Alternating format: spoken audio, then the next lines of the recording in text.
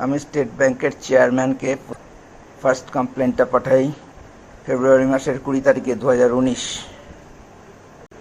Second complain ফেব্রুয়ারি মাসের 23, 2019।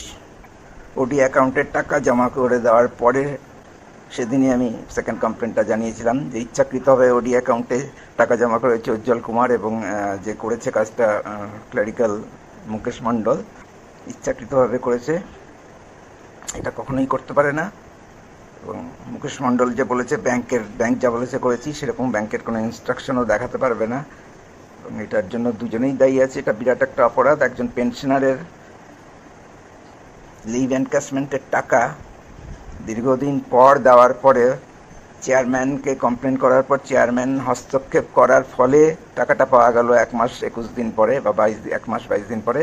সেই টাকাটা ইচ্ছা করে একটা ওডি অ্যাকাউন্টে ফেলে যাতে তোলা না যায় এরকম ব্যবস্থা করলো স্টেট ব্যাংকেরই একজন পেনশনারের সঙ্গে। এটা তো অপরাধ নাকি? উজ্জ্বল কুমার, মুকেশ মণ্ডল দুজনেই এই কাজের জন্য ইচ্ছাকৃতভাবে অপরাধ করাই শাস্তিযোগ্য। 3 নম্বর কমপ্লেনটা 8ই মার্চ 2019। 4 নম্বরটা 14ই মার্চ 2019, 14 মার্চ। 5 নম্বর কমপ্লেন 1 মে 2019। এই দিন আমি দুবার করেছি, দুটো কমপ্লেন করেছি।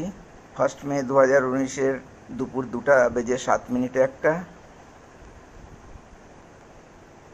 5 নম্বর। 6 নম্বরটা করেছি 1 মের রাত্রি 9:03। 7 নম্বর 17ই মে 2019, 7 নম্বর কমপ্লেন। 8 নম্বর 28শে মে 2019, এটা দুপুর 1:47 করেছি 8 নম্বর।